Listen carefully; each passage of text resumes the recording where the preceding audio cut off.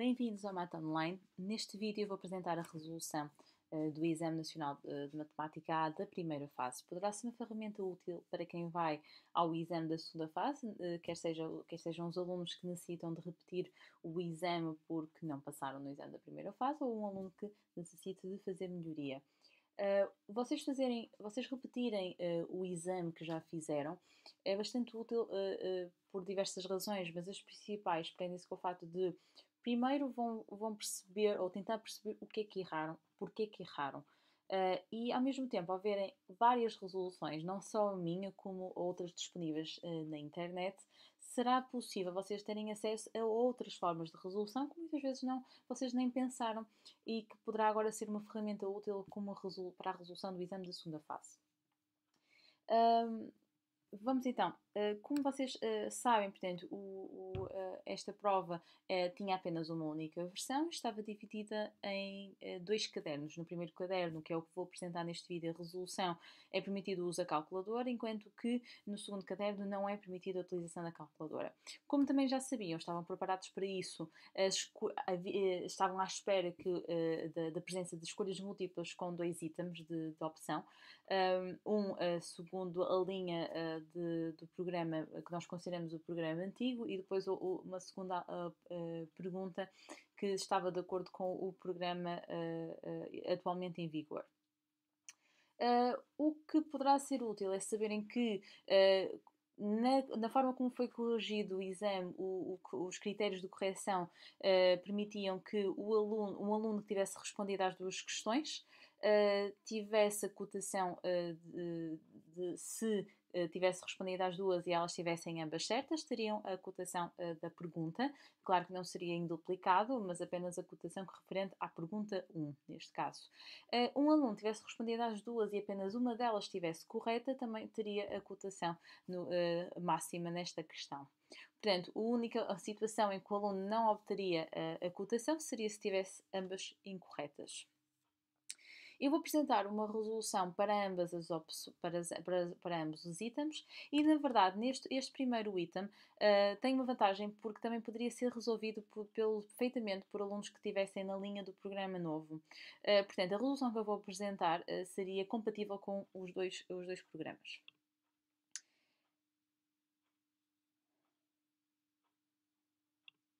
Ok, vamos lá então. O que é que dizia este item? Neste item era-nos apresentado um dado tetraédrico, portanto um dado com 4 faces, sendo um dado equilibrado, ou seja, o que é que isso significa? Que qualquer face tem a mesma probabilidade de sair. Portanto, se nós pensarmos isto em termos de probabilidade, cada uma das faces tem a probabilidade de 1/4, portanto uma no total de 4, para sair. Nós iríamos lançar este dado 10 vezes e nestas 10 vezes pretendia-se que apenas em 6 saísse o número 3. Portanto, nos restantes 4 lançamentos poderia sair o número 1, o número 2 ou o número 4. Só não poderia sair o número 3. Então, nós podemos pensar da seguinte forma. Eu vou colocar um tracinho a representar o lançamento. Portanto, teríamos 1, 2, 3, 4, 5, 6, 7, 8, 9, 10, portanto 10 lançamentos. E o que é que acontece? Nós queremos que em 10 destes lançamentos saia o número 3. O que acontece é que nós também podemos pensar, se pensarmos no cálculo da probabilidade com casos possíveis e casos favoráveis, em relação aos casos possíveis, nós vamos dizer que em cada lançamento temos sempre o mesmo número de hipóteses. Portanto, em cada lançamento pode ser sempre o número 1, 2, 3 e 4. Isto sem qualquer restrição. Portanto, nós podemos pensar aqui em arranjos com repetição, ou seja, em cada lançamento há 4 hipóteses. Como são 10 lançamentos, significa que os casos possíveis seria 4 levantado a 10. Agora, o que é que acontece em relação aos casos favoráveis? Nos casos favoráveis, nós temos de ter em consideração que nós queremos que em 6 lançamentos tem de sair o número 3. Então, significa que eu vou escolher uma situação, portanto, aleatoriamente, eu vou colocar aqui o 3, aqui o 3, aqui o 3, depois pode ser aqui, e já vou em 4, e agora pode ser aqui. Mas repare, eu escolhi aqui uma situação digamos portanto, aleatória. Então o que é que isto significa? Que a primeira coisa que nós temos que pensar é em de quantas maneiras eu posso colocar o número 3 6 vezes nestes lançamentos.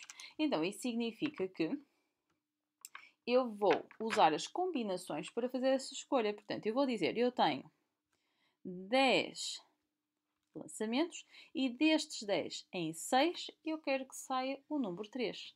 E o que é que acontece? Como o número 3 só existe neste dado, o 3 só aparece uma única vez, este conta como uma hipótese, este aqui também conta como uma hipótese, uma hipótese, uma hipótese e nestas duas últimas também cada uma conta como uma hipótese. O que é que isto me diz? Que para os números 3, como é sempre uma hipótese, então aqui aos casos favoráveis eu acrescento vezes 1 levantado a 6. Em relação aos outros espaços, não pode sair o número 3, o que significa que só pode sair o 1, o 2 ou o 4. Então só tenho 3 hipóteses para cada um. Aqui também não pode sair o número 3, portanto também tenho 3 hipóteses. Não pode sair o número 3, tenho 3 hipóteses. E como não pode sair o número 3, também tenho 3 hipóteses. Então, nestas situações, há 4 situações em que tenho 3 hipóteses. Portanto, aqui não é o Ciro 3, é 3 hipóteses. Ou seja, a probabilidade deste acontecimento pode então ser feita. Portanto, a probabilidade, eu vou utilizar a lei de Laplace, portanto, casos favoráveis sobre casos possíveis. Aqui em cima, então, colocamos os casos favoráveis sobre os casos possíveis. E isto vai dar aproximadamente 0,016. Não se esqueçam que aqui vocês podiam utilizar a calculadora. Portanto, a resposta correta seria a opção B. Indo para o item 2 desta pergunta, portanto, mais uma vez, eu refiro que esta é uma pergunta de escolha múltipla subdividida, portanto, para programa antigo e programa novo. Vamos agora à pergunta do programa novo e de facto, neste referencial do programa, o Teorema de Lagrange é um conteúdo que é exclusivo do programa novo. Portanto, um aluno do programa antigo, de facto, não conseguiria resolver, a não ser que tivesse estudado este conteúdo. Antes de resolver a questão, eu só queria relembrar o que é o Teorema de Lagrange. O Teorema de Lagrange está mais facilmente explicado. Se eu fizer aqui, vou tentar aqui fazer um desenho. Vou só passar aqui outra vez para a caneta. Então, o que é que acontece? Ora bem, vamos lá tentar se eu consigo fazer com aqui. A ideia é a seguinte. Pensem num gráfico, ou seja, numa função, em que há aqui duas condições para a aplicação do teorema que são muito importantes. A primeira questão é que eu, ao considerar um intervalo para nesta função, portanto, um intervalo que tenha duas abscissas que pertencem ao gráfico da função, o que é necessário? Que nesse intervalo a função seja contínua no intervalo fechado e diferenciável no intervalo aberto. O que é o conceito de ser diferenciável? Significa que tem derivada finita em todos os pontos do seu domínio, portanto, a derivada existe e é um valor inteiro, um valor real, portanto, um valor que não dá infinito. E o que é que diz o teorema também? Que, então, se estas duas condições se verificarem, portanto, a função é contínua e diferenciável neste intervalo, então é possível traçar uma reta que passe nos extremos deste intervalo, portanto, uma reta secante, aos extremos deste intervalo, peço desculpa que ela não ficou muito secante, até na verdade ficou mais tangente. E na verdade, eu preciso também da reta tangente, ou seja, ele diz que ao traçar uma reta secante nos extremos deste intervalo, portanto, nos extremos deste intervalo, que neste caso seria o A e o B, essa reta secante vai ter o mesmo declive que uma reta tangente, e uma reta tangente, não se esqueçam que só toca no gráfico num único ponto. Portanto, repetindo, temos uma reta secante que passa nos extremos do intervalo, que vai ter o mesmo declive que a reta tangente a um ponto do gráfico dentro desse intervalo. Portanto, sendo contínua e diferenciável num determinado intervalo, então é possível encontrar uma reta tangente que tem o mesmo declive que a reta secante nos extremos desse intervalo. Não se esqueçam também que quando falamos em reta tangente, nós podemos calcular o seu declive com base na derivada da função na abscissa do ponto de tangência, que neste caso eu designei-o por C. Então, eu estou a dizer que o meu declive, portanto, o declive em C, da reta que passa em C, vai ser dado por f' de C, portanto, pela derivada da função na abscissa do ponto de tangência.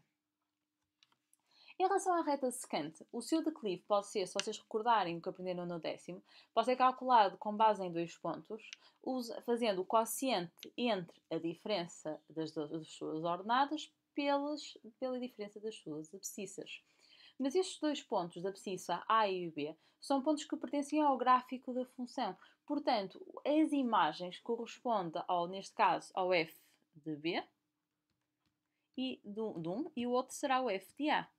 E fica a dividir por B menos A. Portanto, normalmente vocês associam isto à taxa média de variação, mas não se esquecer que, de facto, o declive de uma reta dados 2 pontos pode ser calculado desta forma. Ora bem, então o que nós temos é que para aplicar o teorema de Lagrange precisamos de intervalo. E se vocês olharem para o vosso enunciado, temos um intervalo de 0 a 2. Precisamos da derivada da função num determinado ponto dentro desse intervalo. E nesse segundo pontinho ele diz, para qualquer x pertencente ao intervalo de 0 a 2, existe a derivada que está sempre compreendida entre 0 e 9. E depois pede-nos para concluir entre que valor vai ter que variar o f de 2, conhecendo o f de 0.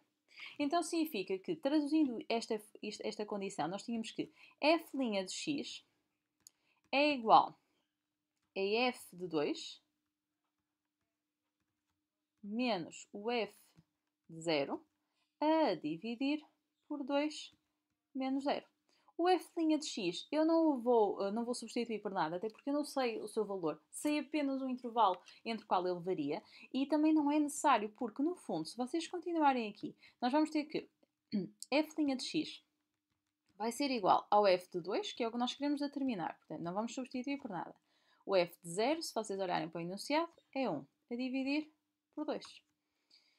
Ora bem, então vamos ter que o dobro de f' de x vai ser igual a f de 2 menos 1. Portanto, reparem o que é que eu estou a fazer agora.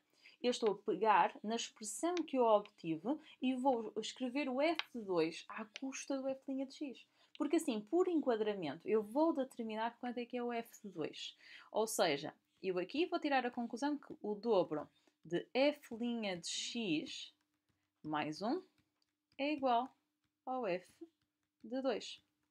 Então, agora vou pegar nesta informação aqui e vamos dizer o quê? Ora bem, então se nós sabemos que o f' de x está compreendido entre 0 e 9, e isso significa que o dobro de f' de x vai estar compreendido entre, na mesma, portanto, 0 vezes 2 dá 0, e 9 vezes 2 dá 18. Depois, o dobro de f' de x mais 1, portanto, vamos adicionar 1 a cada membro desta desigualdade, vai estar compreendido entre 1 e 19. Portanto, se o dobro de f' de x mais 1 é igual ao f de 2, nós chegamos então à conclusão que o f de 2 vai estar entre 1 e 19. E, portanto, neste item, a resposta B também seria a resposta correta.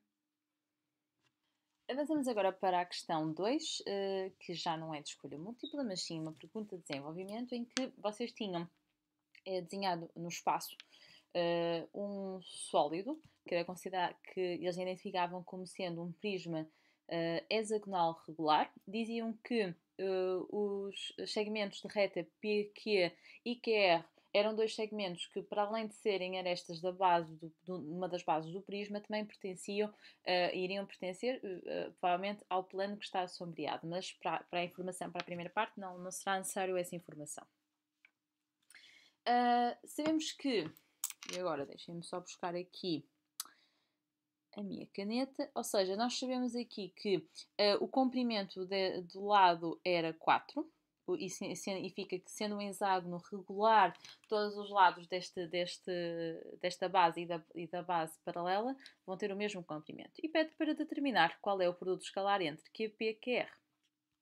Ora bem, daquilo que eu pude perceber em termos das dificuldades que os alunos foram sentindo na resolução deste exercício, eu percebi o seguinte, ou seja, foram pensando corretamente, ou seja, pensaram na ideia de que se eu tenho um hexágono regular, o hexágono pode ser dividido em 6 partes iguais.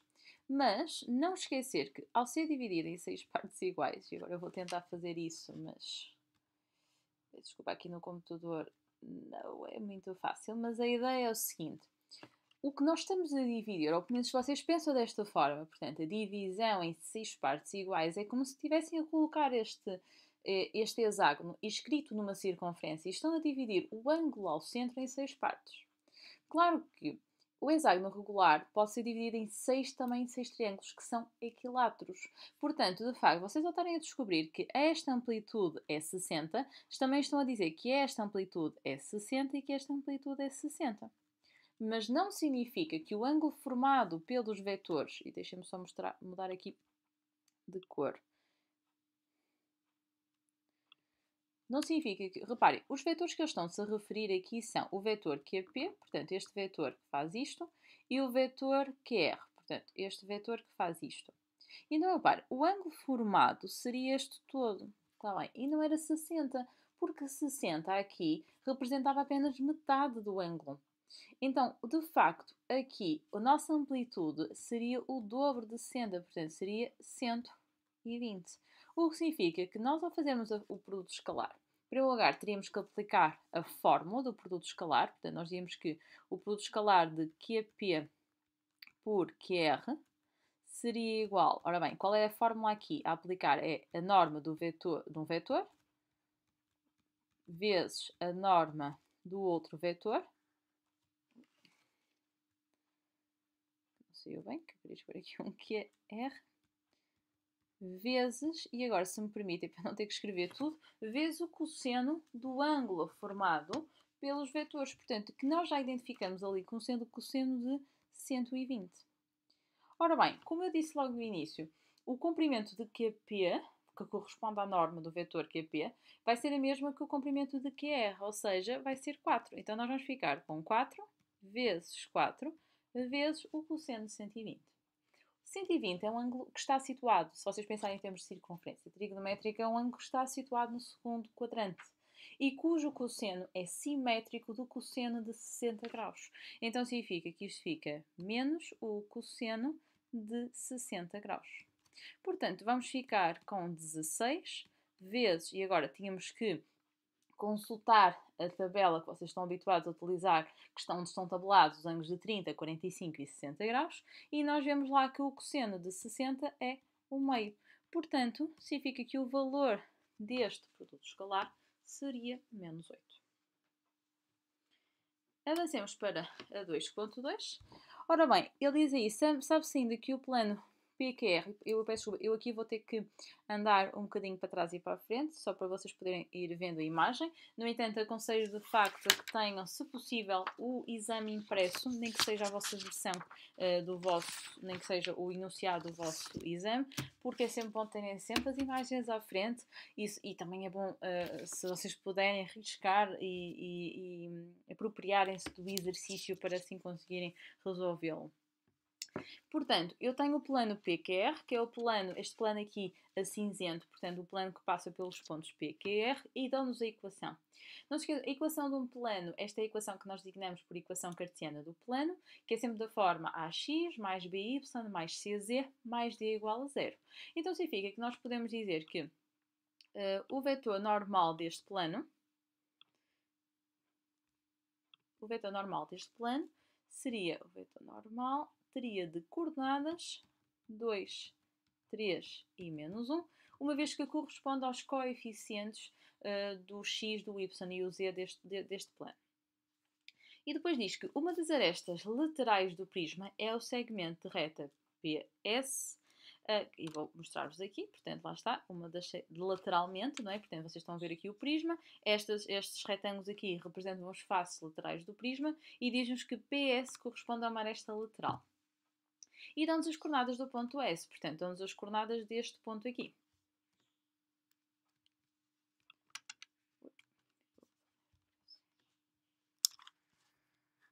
Desculpa, tinha ficado ponteiro preso. Ora bem, então vamos lá voltar aqui. Portanto, o S é aqui o ponto que está na tal aresta lateral, da qual nós já sabemos as coordenadas. E pede para determinar a área lateral do prisma. Ora, muito bem. Primeiro, a área lateral do prisma. Para quem não se lembrasse da fórmula, primeira coisa, a área lateral, neste caso deste prisma, ele é composto por 6 retângulos e, portanto, o nosso objetivo era descobrir, e agora tenho que voltar aqui a pôr o ponteiro, portanto, nós queríamos descobrir, basta se nós descobríssemos a área de um dos retângulos, conseguíamos descobrir a área lateral, porque é só multiplicar por 6. Além disso, nós já sabemos que o comprimento de QP é 4. Portanto, só nos falta descobrir quanto é que é o comprimento de PS. E o S nós já sabemos. Então, o que é que nos falta nesta história toda? Descobrir o P. Mas repare, este ponto P é um ponto que é comum. Quer, se nós pensarmos agora em termos de planos e retas, pertence ao plano cinzento, portanto ao plano PQR, e também pertence à reta PS. Portanto, é o ponto de interseção. O que é que nós precisamos fazer aqui? É fazer a interseção entre a reta e o plano para descobrir as coordenadas do ponto P.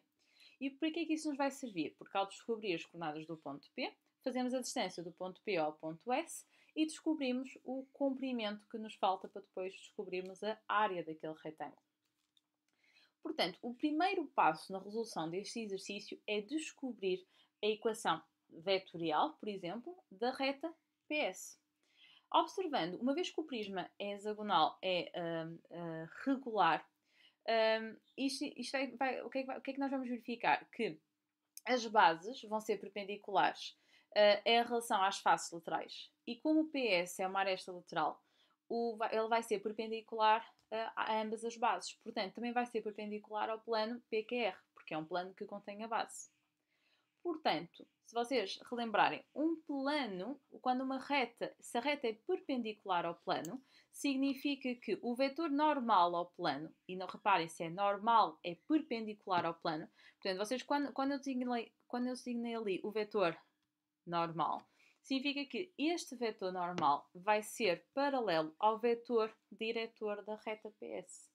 Então, se vai ser paralelo, significa que o vetor PS, o vetor da reta PS,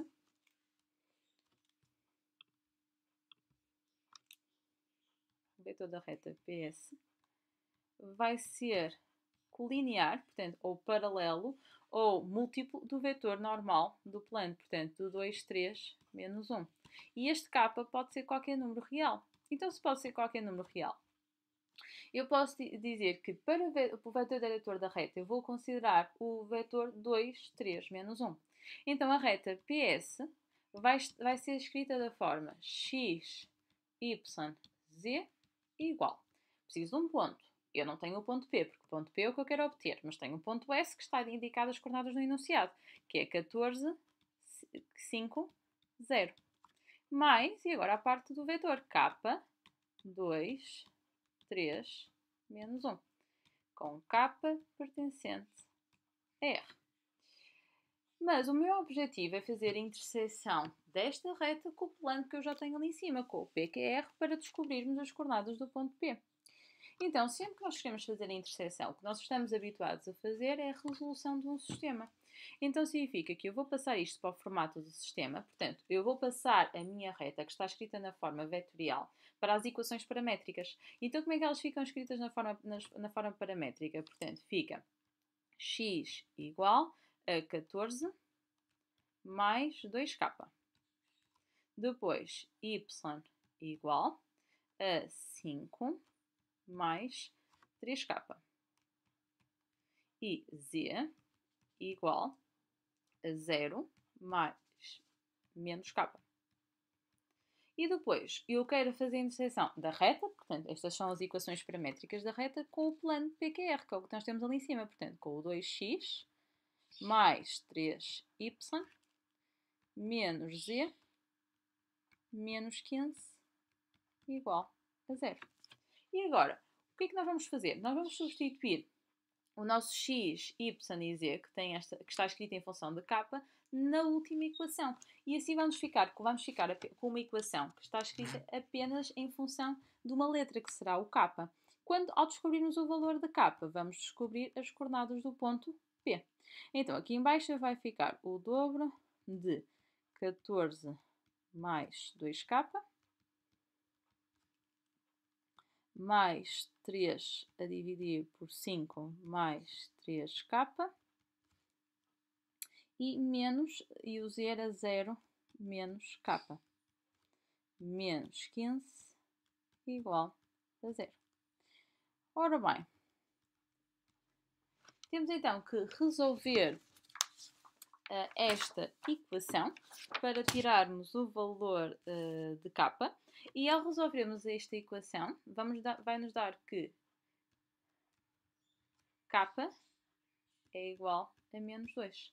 O que significa que ao substituirmos agora aqui, o x vai ficar 14 menos 4, o y vai ficar 5 menos 6 e o z vai ficar igual a 2.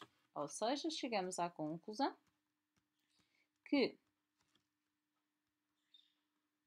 x é igual a 10, y é igual a, isto não parece um 6, mas era y, 5 menos 6, portanto y vai ser igual a menos 1 e o z vai ser igual a 2. E o k, que não vai ser necessário para o ponto, mas o k que nós obtivemos foi menos 2. Ok? Portanto, P, 10, menos 1 e 2. Como eu tinha referido, qual era a razão de eu determinar os coordenadas do ponto Q? Portanto, era para descobrir a distância do ponto P ao ponto S, para assim ter aquele comprimento que vai me ajudar no cálculo da área do retângulo. Portanto, agora podemos usar a distância entre dois pontos para calcular a distância do ponto P ao ponto S. Então significa que vai-nos dar, portanto, eu tenho que ir buscar aqui, portanto, não se esqueçam que já tenho aqui as coordenadas do ponto S. Então agora vai ficar, aplicando a fórmula, 14 menos 10 ao quadrado, mais, e agora 5 menos 1 ao quadrado, mais 0 menos 2 ao quadrado. E isto tudo com a raiz quadrada. Fazíamos então os cálculos e íamos chegar à conclusão que isto ficava raiz quadrada de 56. Portanto, vamos então dizer que a área de uma das faces, como é comprimento vezes largura, porque é a área do retângulo, seria 4, peço desculpa, que era o valor de comprimento da aresta lateral da base, vezes raiz quadrada de 56.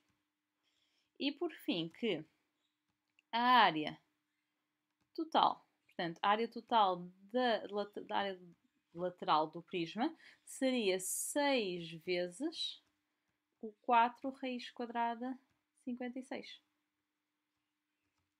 Ou seja, como o objetivo era dar o resultado arredondado às décimas, e como vocês tinham a calculadora, colocavam este valor na calculadora, portanto iam colocar o 24, eu aqui para já devia ser, vou continuar a manter o igual, porque só depois a seguir é que eu vou dar o valor aproximado.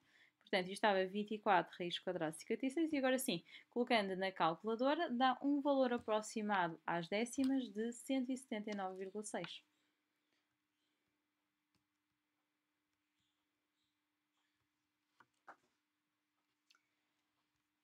Ora bem, vamos avançar para a última questão do exercício 2. Neste exercício, dizem que escolhe-se ao acaso 2 vértices de cada uma das bases do prisma. Então significa que começamos já pelos casos possíveis. Ou seja, em termos de casos possíveis, temos que portanto, nós temos um prisma hexagonal, cada base tem 6 vértices e nós vamos escolher 2. Então, dos 6 vértices de uma base escolhemos 2 e dos 6 vértices da outra base escolhemos 2. Fazemos a conta e isto ficava 225 número de casos possíveis. E agora vamos continuar a ler para perceber o que é que eles pediam para os casos favoráveis. Nós queríamos determinar a probabilidade desses 4 pontos pertencerem a uma mesma face lateral do prisma. Portanto, para pertencerem a uma face lateral, significa que nós temos que ter dois vértices que vão estar contidos numa das bases e os outros dois vértices vão ter que estar contidos na outra base. Porque nós estamos a escolher dois vértices em cada base. E além disso, e agora voltando aqui atrás, isto vai-me retirar, mas não tem problema, eu volto a escrever. Então, repare, vamos imaginar que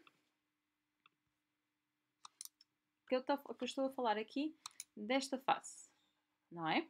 Então, vocês, o que é que vai acontecer? Eu, para selecionar esta face, eu vou ter que obrigatoriamente escolher estes dois vértices desta base e estes dois vértices desta base.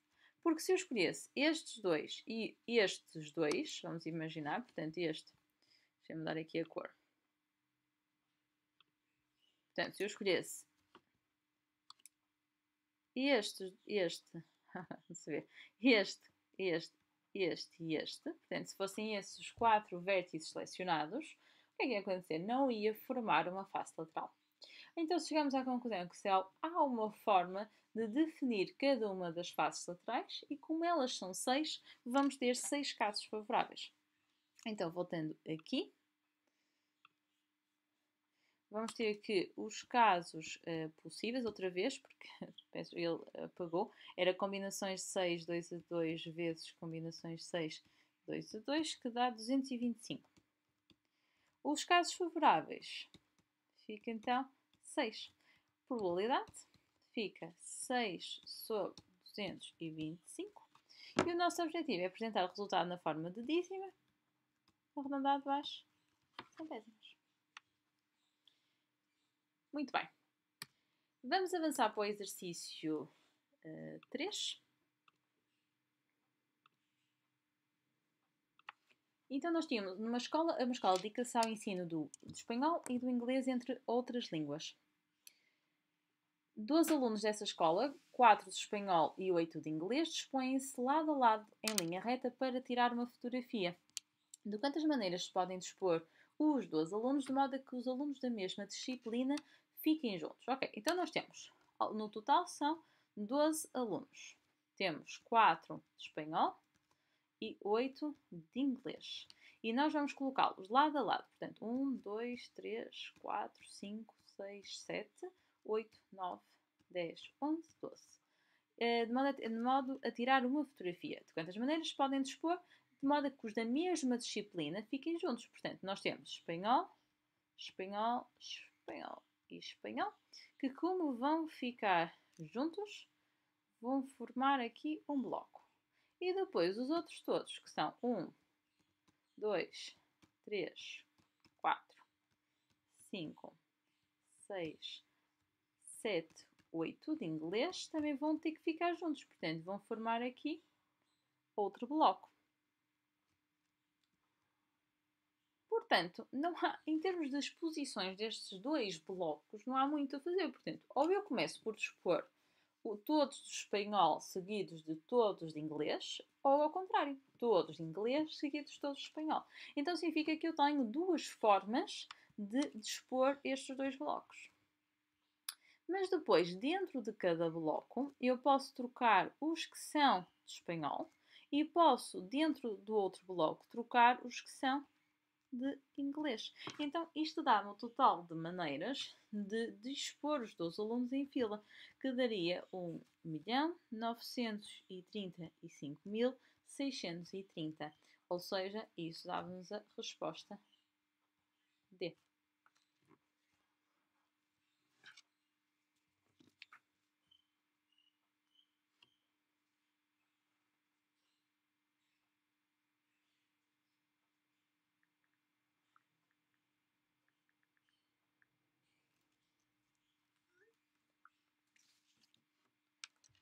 Continuando neste exercício, ele diz-nos o seguinte, portanto, relativamente a essa escola, sabemos que o número de alunos que estudam espanhol é igual ao número de alunos que estudam inglês.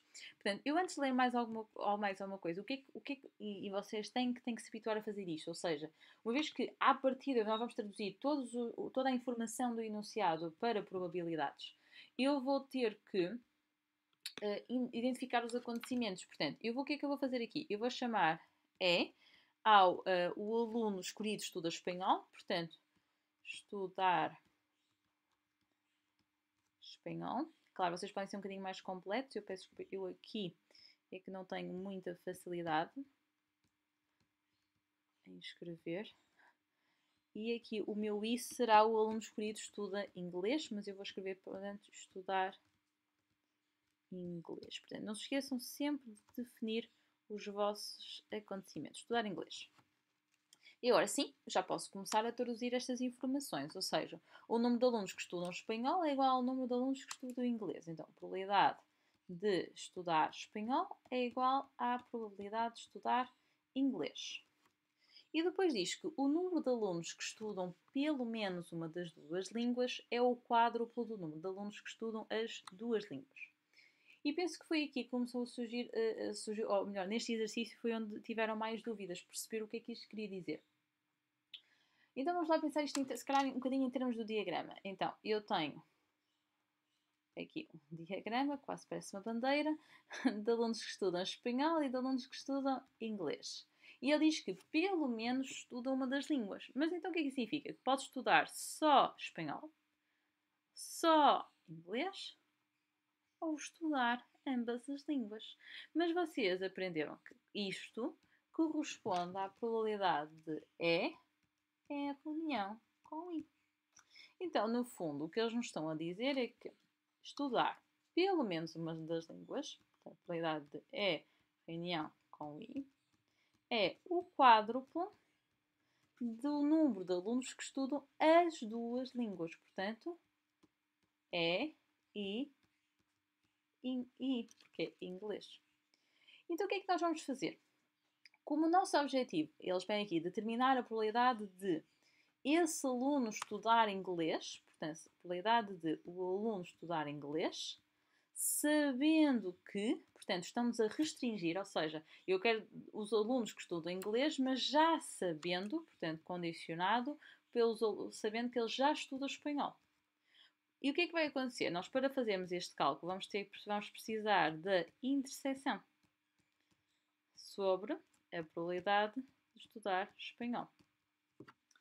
Para chegar à interseção, o que é que eu vou pegar? Eu vou pegar na segunda condição que eu tive aqui e desenvolvê-la de forma a simplificá-la.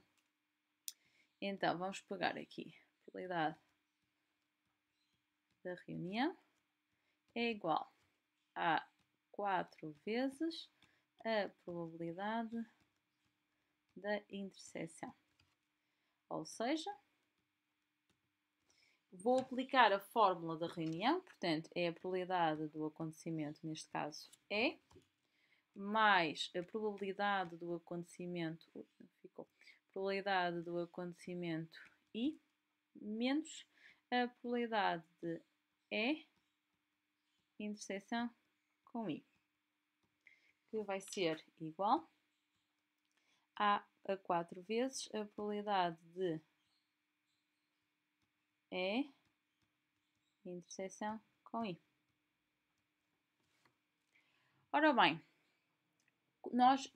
em relação a esta parte aqui, uma vez que eu sei que a probabilidade de é igual à probabilidade de I, então significa que eu posso dizer que no fundo o que eu tenho aqui é o dobro da probabilidade de Por exemplo, também podia dizer que era o dobro da probabilidade de I.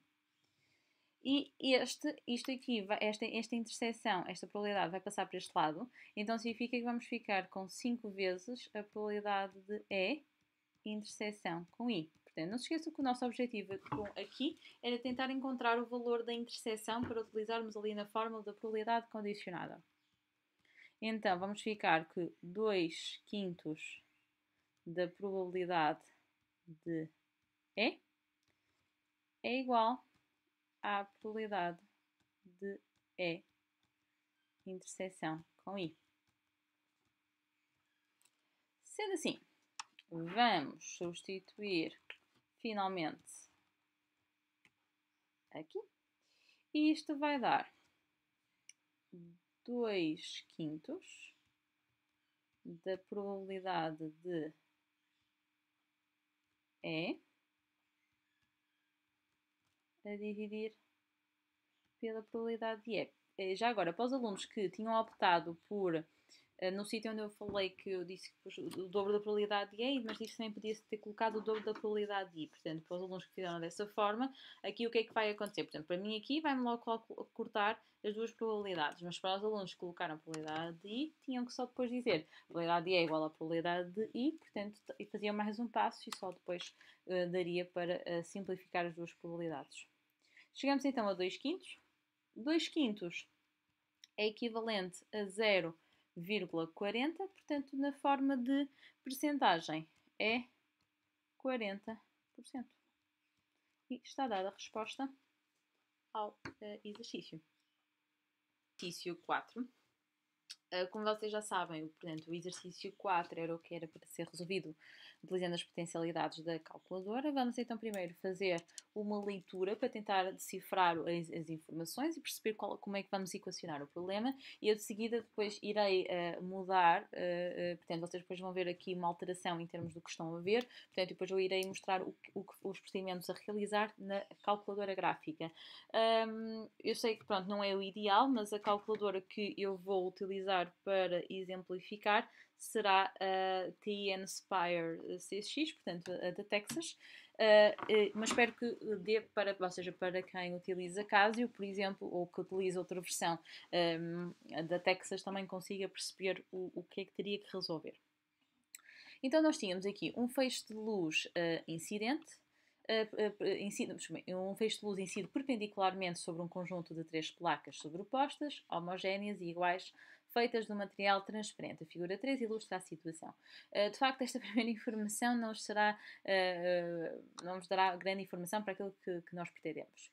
Admite que a potência L da luz transmitida após atravessar o conjunto das placas é dada por esta expressão, em que I é a potência da luz incidente, R é o coeficiente de reflexão do material e o lambda é o coeficiente de absorção do material por centímetro. Relativamente ao material de que as placas são feitas, sabe-se que o coeficiente de reflexão, portanto sabemos que o R, e o coeficiente de absorção, o lambda, têm o mesmo valor numérico. Esta informação aqui já é bastante importante, portanto nós começamos logo por saber que R é igual a lambda. Então, significa que naquela expressão que nos dão aqui em cima, nós já poderíamos escrever que isto, por exemplo, o lambda aqui seria traduzido para R, uma vez que tem o mesmo valor. Sabe-se ainda que a potência da luz transmitida é igual a metade da potência da luz incidente. Se vocês tiverem um enunciado à frente, nós vamos recapitular que o L representa a potência da luz transmitida. Portanto, deixem-me só colocar aqui a caneta. Portanto, a potência da luz transmitida, portanto, o L, vai ser igual a metade da potência da luz incidente, que era o nosso I. Portanto, isto seria igual a I sobre 2. Então, reparem, nós já tínhamos a nossa expressão escrita como L igual a I, 1 menos R, levantado a 6, e vezes a exponencial de menos 3R. E agora nós sabemos que o L é, portanto, isto vai ser equivalente a I sobre 2, que por sua vez vai ser igual à expressão que nós já tínhamos obtido. Só que, claro, que à primeira vista nós estamos com duas variáveis diferentes. Mas este I vai simplificar com este I, portanto, é como se nós dividíssemos ambas as expressões por I, e vai-nos dar o meio, vai ser igual a 1 menos R levantado a 6, vezes exponencial de menos 3R. Ora, muito bem. Então, o que é que vai acontecer aqui? Eu, com isto, vou obter o R, portanto, vou obter o coeficiente de reflexão. Mas o coeficiente de reflexão é, por sua vez, igual ao coeficiente de absorção. Portanto, estando a descobrir um, descubro o outro, que é o objetivo do exercício, utilizando a calculadora. Ora bem, muito bem. Ele diz que nos quer único, mas diz que não para não justificar a validade do resultado. Portanto, nós no fundo não temos que justificar a razão dele ser único. Portanto, vamos apenas limitar-nos a colocar as informações na calculadora gráfica e obter a interseção. O que eu penso para ter nós temos de ter em consideração, peço desculpa, é que logo no enunciado diz que o R só pode variar de 0 a 1, portanto, a vossa janela de visualização só pode estar entre 0 e 1. Como vos disse, eu vou agora sair aqui desta apresentação para conseguir passar para a vista da calculadora. Ok. Portanto, esta parte aqui, portanto, claro que vocês não estão habituados a ver a calculadora assim, no entanto, eu penso que conseguem perceber qual é que será o objetivo. Ou seja, o que é que eu vou fazer? Eu vou introduzir, portanto, e vou andar aqui a mexer. Portanto, nós tínhamos que, eu vou pôr aqui o meio, portanto, que era uma das condições, um meio, e nós queríamos fazer a interseção com 1 menos, e reparem, eu não vou colocar R porque a calculadora não reconhece R, portanto eu vou substituir a variável R pela variável X. Isto levantado a 6 vezes a exponencial de menos 3, que era o R, mas portanto menos 3 vezes X. Muito bem, portanto temos dois gráficos desenhados. Vamos agora aqui ao menu, janela zoom, definições da janela, e a primeira coisa é colocar que o x mínimo, portanto que o valor para o r mínimo tinha que ser 0 e o valor máximo tem que ser 1. Para o y, vocês aqui não têm ainda bem a noção de quais são os valores que vamos obter. Eu vou optar, por exemplo, para colocar entre menos 1 e 1, mas como digo, são valores aleatórios. Pode já ficar bem, se eu verificar que a janela não fica adequada, então volto aqui e altero. Ok. Portanto, reparem, esta parte negativa para o valor do y de facto não era desnecessária, portanto eu vou aqui novamente, porque nós estamos a fazer a interseção com o valor de y positivo, então eu vou aqui novamente, altero o y mínimo para 0 e fica uma observação melhor. O x é que eu não posso alterar, portanto o x eu tenho que respeitar os critérios do enunciado em relação ao r. Agora, o nosso objetivo é obter aqui a interseção entre estes dois gráficos, então o que é que vamos fazer? Menu, analisar gráfico, interseção, e agora, neste caso, vocês tinham que colocar uma das barras imediatamente atrás ao ponto da interseção e outra barra imediatamente a seguir ao ponto de interseção e clicar em Enter. E obtém as coordenadas do ponto de interseção. O valor que nós pretendíamos tinha que estar arredondado às... peço desculpa, deixem-me só verificar, arredondado às milésimas, portanto seria 0,075. Como é que eu sei que este é o valor pedido? Porque a nossa variável do problema era R e nós estamos a obter as coordenadas da interseção entre os dois gráficos, portanto se o valor era R para a variável, ou seja, para o valor de X, então significa que o valor de X do ponto dá-nos o valor do coeficiente de reflexão, que será o mesmo que o valor do coeficiente de absorção, que dizia no enunciado que eles eram iguais. No vosso exame, vocês tinham que representar, fazer um esboço daquilo que nós estamos a visualizar, com os gráficos sempre muito bem identificados, portanto vocês tinham que identificar, por exemplo, que o y1 era um meio e que o y2 era esta expressão, e depois fazer a marcação do ponto de interseção e à parte identificar as coordenadas deste ponto.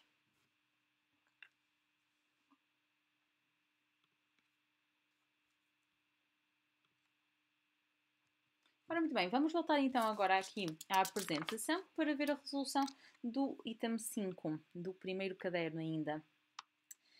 Como vocês já estariam à espera, portanto, a notação utilizada ao nível dos números complexos também tinha que ser identificada para ambos os alunos, ou seja, os alunos do programa antigo e do programa novo. Portanto, aparece-nos aqui o z escrito na forma cosseno de x mais i seno de x levantado a 10. Portanto, para quem é do programa novo, será para eles que eu vou fazer uma resolução para estes alunos. Nós podemos escrever isto no formato de z igual a e de ix, levantado a 10. Portanto, já agora, para os outros alunos, vocês escreveriam isto da forma cis de x levantado a 10. Eu não vou escrever as duas notações aqui, porque acho que depois fica bastante confuso, mas se me estiverem a acompanhar, portanto, eu vou dizendo as duas notações. Aqui nós iríamos fazer uma potência, ou seja, isto ia ficar E de I de 10x. Quem fosse do programa antigo, isto ficava cis de 10x. Portanto, aplicando uma das fórmulas de Moivre, cuja fórmula tinha no formulário para ambos os programas. Portanto, eu comecei logo por simplificar o z, portanto, escrever numa forma mais simples. Mas eu depois, o que é que acontece? Eu sei que este número complexo verifica esta condição, ou seja, diz-me que a parte imaginária é 1/3 da parte real. E tendo isto escrito na forma de exponencial complexa, não me facilita na identificação da parte imaginária e da parte real.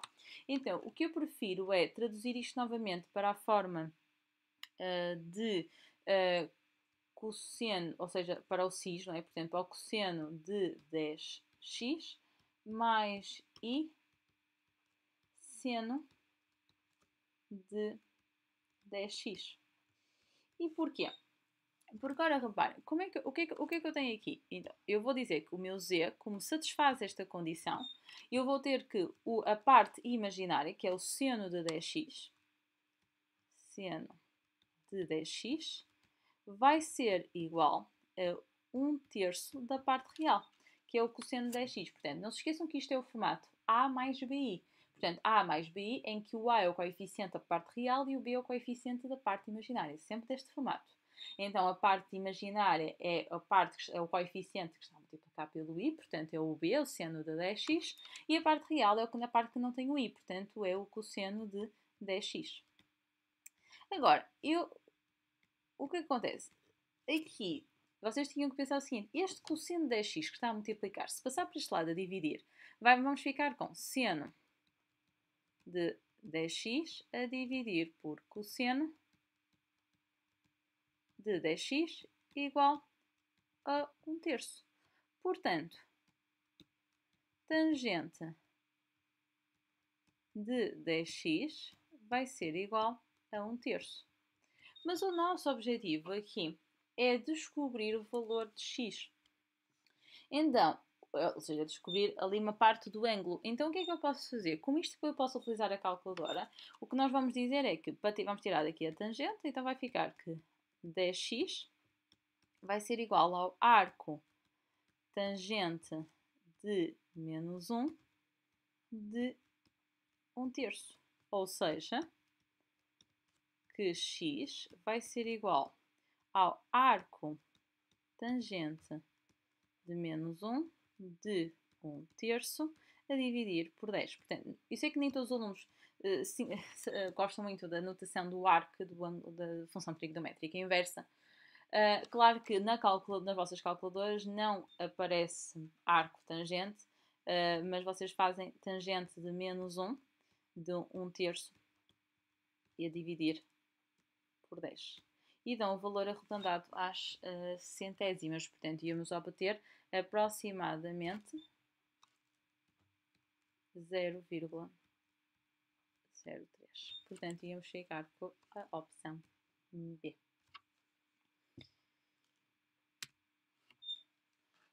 Ok, vamos então agora ao item 6. No item 6 era-vos dado 3 termos consecutivos de uma progressão geométrica. Reparem que não vos diz se é o primeiro, segundo e terceiro, ou se é o segundo, terceiro e quarto e quinto. Portanto, nós não sabemos qual é a ordem destes termos, sabemos apenas que estão seguidos. E a primeira coisa que eu posso dizer é que, se são termos consecutivos de uma progressão geométrica, o que é que nós sabemos sobre as progressões geométricas? O que nós sabemos é que, de um termo para o outro, estamos sempre a multiplicar o mesmo valor.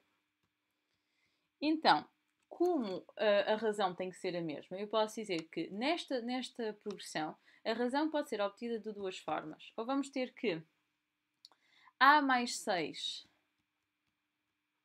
sobre A nos dá a razão, ou então vamos ter que A mais 18 sobre A mais 6 nos dá a razão. Ora bem, para a razão existir, nós temos que, de facto, considerar que o a então já não pode ser zero, porque senão estaríamos aqui a dividir por zero e o valor desta fração não existiria, e o a também não pode ser menos 6, porque senão novamente estaríamos a dividir por zero e não teríamos aqui um valor para a razão. E agora, como a razão tem que ser a mesma, porque estamos a falar da razão dentro da mesma progressão, então temos que a mais 6 sobre a vai ter que ser igual a mais 18 sobre a mais 6. E repara, eu aqui já assegurei que os denominadores destas frações nunca podem ser nulos. Portanto, o que eu vou fazer é um processo de multiplicação em cruz, portanto, processo que nem sempre dá para utilizar, portanto, depende do como vocês estejam a resolver, mas poderá ser feito desde que eu garanta que os denominadores das frações não se anulam. Então, vamos ficar com a mais 6 vezes a mais 6, portanto, a mais 6 ao quadrado, igual a vezes a mais 18.